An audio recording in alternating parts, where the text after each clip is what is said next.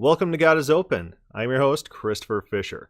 Today on God is Open, we're going to be talking about God's beard and wings. No, not God's bearded wings, but God's beard and God's wings, as found in the Bible. I'd like to first direct your attention to Psalms 89:25, and let's look at how metaphors work in the Bible. This is God talking, and he's talking about King David. He says this, I will set his hand, David's hand, on the sea and his right hand on the rivers. So what this is talking about is not like God's going to be teleporting David places and just putting his hand underwater and then his hand's all wet. Instead, these are metaphors. They're a statement, a visualization where one thing stands for the other. And you have similar concepts that overlap between the picture that's being built and reality. There's got to be some sort of intersection. And so hand, and even in today's usage, we understand hands are capable, hands can do things, hands can fight, hands can control, hands mean power. And so we could see that when God is saying he will set David's hand on the sea, what he's saying is that he's going to give King David rulership all the way to the ocean. And this is what Adam Clark says in his commentary. He says this was literally fulfilled in David. Hand signifies power or authority. He set his hand on the sea in conquering the Philistines and extending his empire along the coast of the Mediterranean Sea from Tyre to Pelusium. So notice this. So this is not like an anthropomorphism. You know, people come across these texts and talk about God will do such and such with his hand, and they'll say, oh, it's an anthropomorphism. It's just assigning human characteristics to God. No, that's not what this is. This is a metaphor. Likewise, those statements about God's hands are often metaphors, that God's going to use his hands to protect someone, and someone is going to be under the hand of God. These are metaphors. They're not anthropomorphisms. Anthropomorphism is a made-up concept. It's a made-up idiom that was specifically made up to reject biblical texts without having to explain them. Metaphors have meaning. Idioms have meaning. One thing is used to signify something else. There's overlap with reality. Whereas in this example, this metaphor, hand means power, and he's going to set his power over the sea. We understand that. We understand the overlap, what's going on there. This verse is not about if King David has hands or not. For all we know, King David has his hands chopped off in war. He doesn't have any hands. This verse is just not about if King David has hands. So that's another thing we need to keep in mind, that just because a metaphor uses an illustration, it doesn't mean that the negation is true. So if we come across a text that says God repents and someone says, oh, that's idiomatic, or oh, that's an anthropomorphism. Okay, what does that mean? What is that idiomatic expression being used to signify? Where's the overlap with reality? That's how words work. Should be communicating something of substance to the reader that the reader wouldn't have otherwise. Now turning to talking about God's wings, Yahweh's wings, we find an interesting statement in Ruth 2:12. Says this, the Lord repay you what you have done, and a full reward be given you by the Lord, the God of Israel, under whose wings you have come to take refuge. And so we could understand if this was idiomatic, what it means. Like baby birds are protected by their mother's wings. Birds use their wings as a symbol of might, power to scare away predators, and the wings are protection. And so we would understand this idiom if it is idiomatic language. Also, there's the expression in Exodus, where God bore the children of Israel out of Egypt on eagle's wings. And think about this. If we were to take that literally and not as an idiomatic expression, you think, oh, do they get to like ride eagles? Like, is it like the Hobbit where, you know, the Lord of the Rings, where these eagles swoop in and carry everyone off, and the eagles are carrying people and they're riding on the eagles' backs? Or maybe it's like Mad Max Beyond the Thunderdome, where all the kids are on this big C-130 airplane and they're all standing on the wings. Maybe it's one giant eagle carrying all of Israel out of Egypt. But no, it's a flowery expression. It's a metaphorical expression to signify God using his power to act, his power to do something. Again, this is not about if God does or does not have wings. When we do a text search on wings in the Bible, we see a lot of references in the Psalms, a lot of references to God's wings. And this one, for you have been my help, and in the shadow of your wings I will sing for joy. Just kind of like the Ruth passage we already looked at. where wings is used in an idiomatic sense, meaning some sort of protection, some sort of cover, some sort of shelter, some sort of power act, power signal. And we see this used in the Psalms over and over, which makes sense because of just the genre that the Psalms are. Psalms are prayers to God. They use a lot of flowery, hyperbolic type of language where they're trying to embellish what they're saying, embellish their praises to God, embellish their life in some sort of psalm, some sort of song, maybe some sort of poetic expression towards God, because poeticism gives sentences, gives languages life. And that's what they're trying to communicate to God is life force, their energy, their appreciation, their love, their desire, their thoughts, and their emotions. And this is one way to do that with language, using hyperbole, idioms, using metaphors. So just turning to Romeo and Juliet, we should all be familiar with Romeo and Juliet. Hopefully everyone's read it. I hope it's required reading in schools these days. But it says this is Romeo talking. But soft, what light through yonder window breaks? It is the east, and Juliet is the sun. Arise, fair sun, and kill the envious moon. Notice how Juliet is being compared to the sun. She's radiant. She lights up the entire world. And look, the moon is a lesser being that's jealous of this sun. He's personifying the moon, saying that Juliet is greater than this moon, and the moon runs away in fear of her greatness. Poetic language. And we understand the meaning due to context. He's not actually saying she's like a voluminous gas planet that's on fire and radiating light. He's not talking about that. It's a metaphorical use of the word, of the language. But notice how that works. Notice how idiomatic speech, metaphors, they just emphasize language, and they allow us to communicate clearer, deeper, and more hyperbolic thoughts. They allow us to express emotion a lot better than static phrases using technical, detailed language.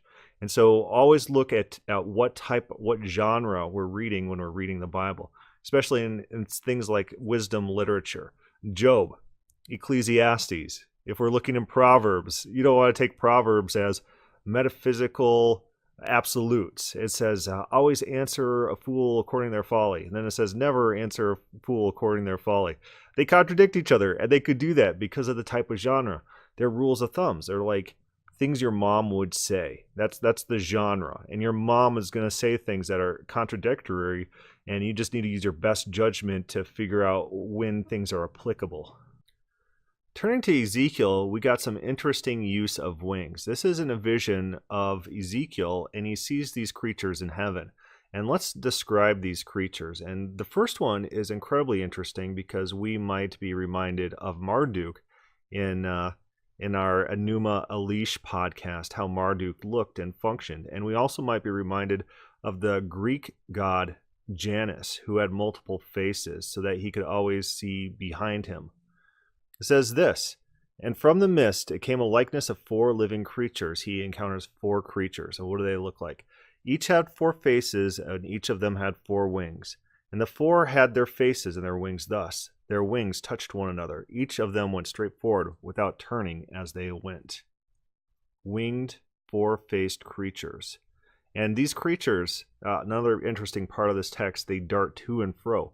What kind of language does that remind you of? It reminds you of maybe the 7 eyes that go out into the world and search around. These 7 eyes are 7 angels of the Lord.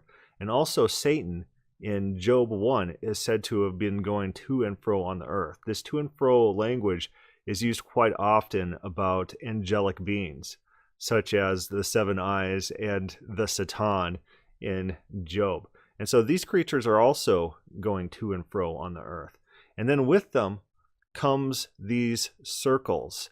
And these circles, like a wagon wheel type deals, are full of eyes all around. And eyes is a very ancient symbol for omniscience.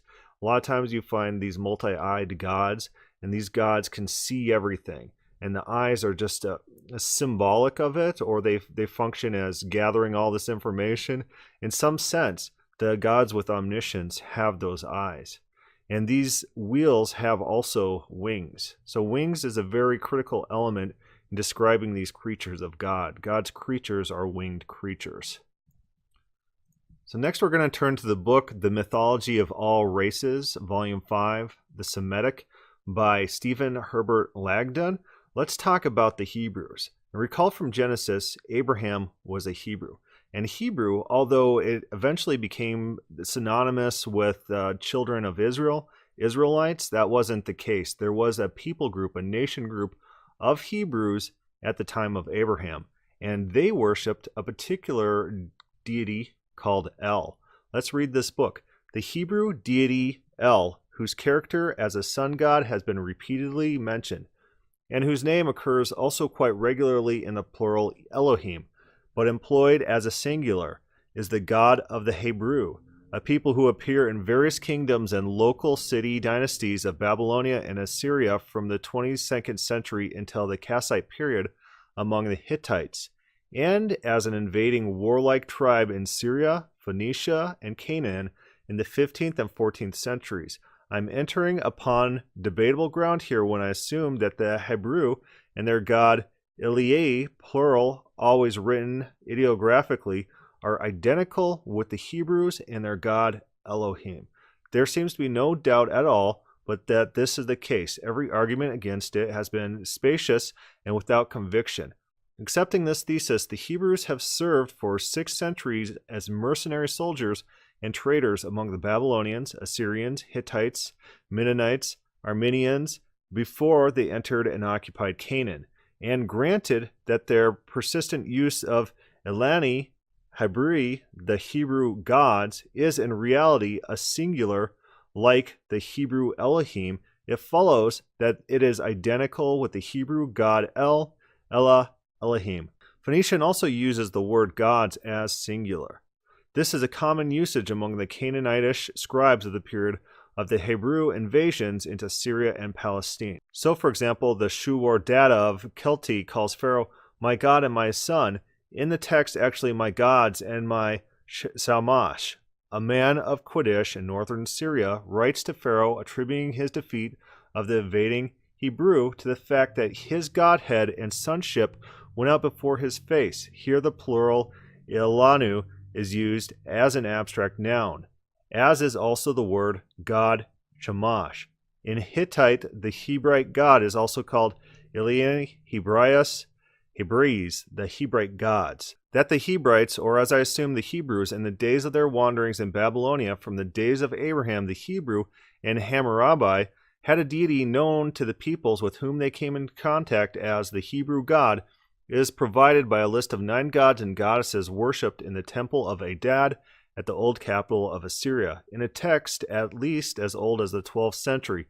Here the singular Ilu Hebrew occurs, which I take not to mean the god Hebrew, but the Hebraite god, or, if Ilu is here, as the Ilani Hebrai, a specific name of a deity, El, the Hebraite El. The genitive and accusative of this gentilic word is Hebri, and the nominative plural should be Ilani Hebri, or Hebrew Elohim, in the text of the Hittite capital. So he's making the case that this old ancient people group who used to worship this god El are actually the Hebrews, worshiping El. Remember in Exodus, God says to the people, you used to worship me as El Shaddai, now you will know me as Yahweh. There's a pretty good case that the Hebrews, a mercenary group who invaded Canaan and Assyria and was a warlike tribe, were the Hebrews, and they worshipped El. And this was their national god that they worshiped. So it's very interesting to me, anytime any ancient religions have an El god, a god known as El, I try to take a look at their depictions of El and how he operates within their mythology to see if there's any parallels to Yahweh of the Bible, who is also called El in the Bible, or Elohim, plural, as was often the case. And this is not just a Hebrew thing, as we find in the text here. What this guy argues is that that is a pretty common idiom to use a plural for a singular God. Stephen Langdon argues that the conception of El, this primary god, was pretty common to all Semitic races and all Semitic peoples, and there's a lot of overlap in the different deities, the Baals, the Els, The Marduks are also called El. He says there's overlap and there's leakage, and one's depicted as another, and all the primary gods are called El. He says this: among the Armenians, Phoenicians, and Canaanites, El seems to have become a special name for Shamash due to the preponderant importance of this deity. Later on, he talks about a coin that was found which depicts El, and on this depiction of El has multiple wings. And recall our description of the creatures that are identified in Ezekiel, who have multiple wings and multiple faces. This El on this coin says this: he has 4 eyes, 2 behind and 2 before, 2 of which are closed in sleep. On his shoulders are 4 wings, 2 in the act of flying and 2 reposing at rest. The symbol meant that while he slept, he also watched, and while he flew, he also rested. Remember those creatures in Ezekiel. They have 4 faces and 4 pairs of wings, so they could fly any direction without having to make any turns. And in this case, in this depiction, this creature has 4 eyes, so 2 can rest while 2 work, and 4 wings, so 2 can rest while 2 work. Same type of conception. These multiple eyes and faces going on in these depictions. And this is of El. So keep that in mind. There are also depictions of Yahweh with wings. So here's a depiction of a seal, and this seal, this is what it says about it. This seal has been published by Bordeaux, 1986, number 58. The interpretation of the sacroboid has presented a number of difficulties. The Hebrew inscription seems to have been added later on and is not clearly distinguishable, reading a highly doubtful Yahwehisl. Furthermore, the seal is unique in its iconography and thus should be used cautiously for far-reaching conclusions. To remain with our example, B58 shows a religious representation in which its Judean owner might have recognized Yahweh and the Queen of Heaven, the Ashur, possibly identified with Asherah. But as the seal remains unique for the time being, we have no other documentary evidence to test such a hypothesis against other documentary evidence. So this seal is said to depict a winged Yahweh. And it looks like the Hebrew inscription was added later, which might tell us that in the Second Temple time period, people were adopting these winged representations and pulling them over from other cultures and saying, this is Yahweh, God of Israel. While I got it pulled up, and we went over this Mark Smith passage in our podcast on Yahweh, the name of God, he talks about the Exodus 6:2-3 passage in which God says that, I used to be known to you guys as El Shaddai, but now I will be known as Yahweh forever forth. And he says this: in this passage, Yahweh appears to Moses, and God said to Moses, I am Yahweh. I appeared to Abraham, to Isaac, and to Jacob as El Shaddai, but by my name, Yahweh, I did not make myself known to them. This passage reflects the fact that Yahweh was unknown to the patriarchs. Rather, they worshiped the Canaanite god El. Inscriptional text from Deir Allah, a site north of Jericho, across the Jordan River, attest to the epithets Shaddai. In these inscriptions, the Shaddai epithet is not applied to the great god El. The author of Exodus 6:2-3 perhaps did not know of or make this distinction. Rather, he identified Yahweh with the traditions of the great Canaanite god El. So God is identified with El in the Bible, and this author believes that this is evidence of assimilation of Canaanite ideas into Hebrew religion. And you could take that with a grain of salt. He's a critical scholar. But we do understand from the Bible this changing of names, this identification with El and El Shaddai, and then that being the same God as Yahweh. As Mark Smith points out, and especially in this repeated God of gods is Yahweh, which is really El of Elohim is Yahweh, and this identification of El and Yahweh. And El in all these religions was depicted with wings, which is interesting. It's interesting. You don't get pictures of God really in Israelite history. They're few and far between, because one of the 10 commandments was, you shall make no images of God. Mankind was supposed to be God's image. And so sparsely, few and far between, we find depictions of the Yah or the Yahweh. So what we're looking at here is a coin found in Gaza, dated to around the 4th century, and it depicts Yahweh sitting on what looks like a chariot or a wheel with wings. A wheel with wings. That kind of sounds like our Ezekiel passage in which he encounters a wheel with eyes and wings, the one we already read. And so Yahweh on this coin is depicted as a grown man with a beard, kind of like you would see in modern conceptions drawings of who God is, always the bearded white guy. This is their depiction. So maybe these images that we come up with nowadays, they have some sort of basis for where these images are derived. And this image of Yahweh or El, we've already seen that is pretty common in these different religions, depicting Yahweh or El, and there are some other religions who worship a Yahweh type God. They always depict them as kind of the same picture, the same image. Here's a guy named Walter Reinhold Wartig Matfield. You know he's pretty smart because he's got a whole bunch of names. But he writes about Yahweh / Elohim's wings. And he pulls out all the Psalms passages that we kind of went over, and we determined they're kind of idiomatic. But he says this: I've noted that Egyptian and Mesopotamian art at times renders gods and goddesses with and without wings. Thus, while a late Bronze Age El at Ugarit does not possess wings, he apparently does in later Phoenician art forms of the Iron Age and Hellenistic eras. And this is a pretty good article to read through because he talks about a lot of the same things that we've discussed. He even quotes from the mythology of all races, which is actually how I found this article. I was trying to research this mythology of all races, Semitic Volume 5, and see what's out there, and he's referencing that. But he shows these depictions of winged elves and the winged Yahweh here, this seal that we already went over. This author also makes the case that there is Yahweh worship in Phoenicia at the time.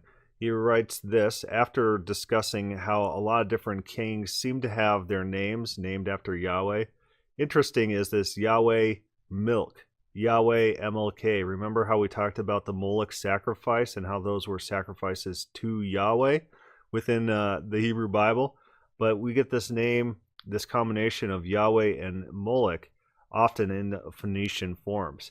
And he says this, he writes this: not only do the Phoenicians have king and kings appear to be bearing Yahweh form names, the Phoenicians also show their male and female gods seated on winged sphinx thrones, which have been identified by some scholars as prototypes behind Yahweh's cherubim throne in the Jerusalem temple. It should come across as no surprise then that if the kings of Byblos bore Yahweh's names and showed their gods seated on cherubim thrones, that perhaps Phoenicia is one of the sources of the Yahweh imagery appearing in the Bible. Which is the case. Michael Heiser even talks about how a lot of these depictions are probably, he calls them polemical against these other religions. The problem is how do you determine if something's polemical or if they're being serious? These depictions of God, in which Daniel is brought up to the throne room, in which Isaiah is brought up to the throne room, are they accurate? Are they visions? Is this polemical? Is in the case of Isaiah, it seems to me physical, because he has to go through a purification process in order to see God. So that seems like an actual transportation incident. Turning to Isaiah to take a look at this encounter with God, it says this: in the year that King Uzziah died, I saw the Lord sitting upon a throne, high and lifted up, and the train of his robe filled the temple. Above him stood the seraphim. Each had 6 wings, wing imagery again. With 2 he covered his face, and with 2 he covered his feet, and with 2 he flew.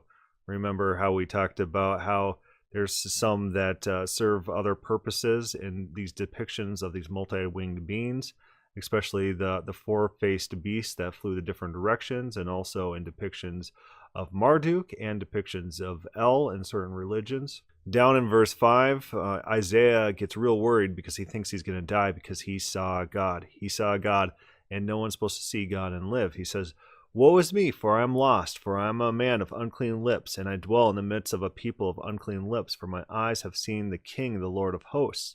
Then one of the seraphim flew to me, having in his hands a burning coal that he had taken with tongs from the altar, and he touched my mouth and said, "Behold, This has touched your lips. Your guilt is taken away, your sin atoned for. So Isaiah has a pre-Jesus atonement of his sins such that he can see God on the throne, which is an amazing circumstance and events. And it tells us a lot about the nature of no one being able to see God. It's not that like no one can have a visual representation of God in their eyes. It's just you will die in some fashion if you do see God, unless there's some sort of atonement that takes place. It's not that God can't have a form or anything like that. And go back to our Bodies of God podcast, where God just doesn't have one form. He has many forms. And some forms can be seen and some forms cannot be seen. And these forms that cannot be seen cannot be seen because the people die unless they're clean. And after they're clean, they can see the forms. But now turning to Daniel 7, we have another encounter with God in his throne room. This is Daniel. He says, "As I looked, the thrones were placed, and the Ancient of Days took his seat. His clothing was white as snow, and the hair of his head like pure wool." This is really interesting to me because it's a depiction of God. It describes what he looks like. He has hair of pure wool. So what does that mean? Is it the same beard that we find in pagan religions? Here's an Ugaritic depiction of El, and you see he has a horned helmet on and a beard. He's sitting in a throne, and it looks like he's handing some sort of instrument to an individual. Back to the Mark Smith book, he talks about this beard, this possible beard that we find in Daniel. He writes this: "In Israel, the characteristics and epithets of El became part of the repertoire of descriptions of Yahweh. In both texts and iconography, El is an elderly, bearded figure enthroned, sometimes before individual deities, sometimes before the divine council, known by a variety of expressions. This feature is attested also in Phoenician inscriptions." In one source, I'm not going to read all the source, El is called the Ageless One. So that phrase I always look for in the Bible, where God is a God of years, stuff like that. Those have parallel phrases in other religions. The Ageless One, the God who's eternal, right? Anat and Asherah both affirm the eternity of his wisdom. His eternity is also expressed in this epithet, Ab Sinum, Father of Years. In a different source, Asherah addresses El: "You are great, O El, and indeed wise. Your hoary beard instructs you." And hoary is like a gray or aged beard. Maybe it's a white beard. So maybe this Daniel depiction of this pure wool hair is a gray or white elderly beard going on there. Anet's threats likewise mention El's gray beard. Similarly, Yahweh is described as the aged patriarchal God. Psalms 102:28, Job 36:26, Isaiah 40:28. He goes on. It says this: "He's enthroned amidst the assembly of divine beings." 1 Kings 22, Isaiah 6, and he gives more references. Later biblical texts continued the long tradition of an aged Yahweh enthroned before the heavenly hosts. Daniel 7, 9-14 and 22 described a bearded Yahweh as the Ancient of Days, the Most High. He is enthroned amidst the assembly of the heavenly hosts, called in verse 18 the Holy Ones of the Most High. This description for the angelic host derives from the older usage of the Hebrew Kedoism, the Holy Ones, for the divine council. The tradition of an enthroned bearded God appears also in Persian period coin marked Yahud. The iconography belongs to a god, apparently Yahweh. And that's the coin that we already discussed. And so what do we get from all this? What's the point? So in ancient Semitic religions, their primary god, whoever he was, often called El, sometimes called Yahweh in Phoenician religion and in Israelite religion, was some sort of deity enthroned with some sort of beard, and sometimes depicted with wings, sometimes without. To what extent did the biblical authors accept this as literal depictions of God versus metaphors? That's a very good question. And why was Israel at some point depicting God with a body in some context? And where's the Old Testament speaking out against this? Remember, mankind is made in the image of God. Mankind tells us what God looks like. Mankind tells us about who God is, how God acts, how God thinks. Mankind is the image of God. So it's not surprising that you're going to have these very common images ascribed to Yahweh in the Bible of an enthroned deity surrounded in his host in a divine council sort of setting, sometimes with wings, sometimes without. And sometimes, sometimes we understand the metaphor. Sometimes it's not so clear if it is a metaphor or if it's a physical description of Yahweh. I guess the bigger point to this podcast is when we come to the Bible and we find these texts, such as in Daniel 7, which describes God and his features, instead of automatically dismissing it, we need to step back and say, hey, this was a common trope at the time. This was a common understanding of parallel gods, the Els and the Yahwehs of the world. And so we can't just throw it in the trash. We can't just say, this is the body parts or whatever. We can't believe in those because they don't fit our understanding of God. I just saw this on a Facebook forum. Someone posted, we know God wasn't walking in the garden in Genesis 3 when it says that Yahweh was walking for a cool stroll during the day, like during the coolness of the day, as if God was getting some pleasure from the environment that he's walking through. He says, obviously that's not true. Obviously that's not true. That's not obviously not true. That seems like a pretty common understanding of the Israelite God in the Bible, that God can experience these things. That Yahweh can eat with Abraham in Genesis 18, could sit down and have a meal. Those are things he can do. So we can't be so dismissive of the text. We need to step back and say, what if this text is meant to be literal? Or even if the text is idiomatic, what if the idiomatic expression mirrors something that they view in Yahweh? Can Yahweh have wings? Well, his angels have wings, and he surrounds himself with beings with wings. And why can't he have wings? Just because he's never mentioned with wings? What if Israelite conceptions had him having wings, like parallel deities in other religions? We shouldn't be so quick to judge what is what's metaphor and what's real, or dismissing what could be real based on what is metaphor. We need to step back and act with more objectivity when coming to the Bible. So hopefully you like this type of stuff. It's always interesting to me to look at comparative religions, and these ancient religions are incredibly interesting. They're depictions of these pantheons, these parallels to Yahweh and El in the Bible. And what if their conceptions are similar? What if they're worshiping the same God?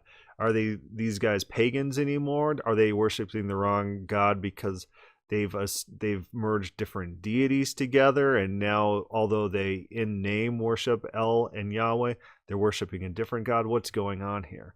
Interesting questions to ponder. Anyways, if you like the podcast, leave a little message or start a thread on God is Open. We could talk these issues out. Thank you for listening.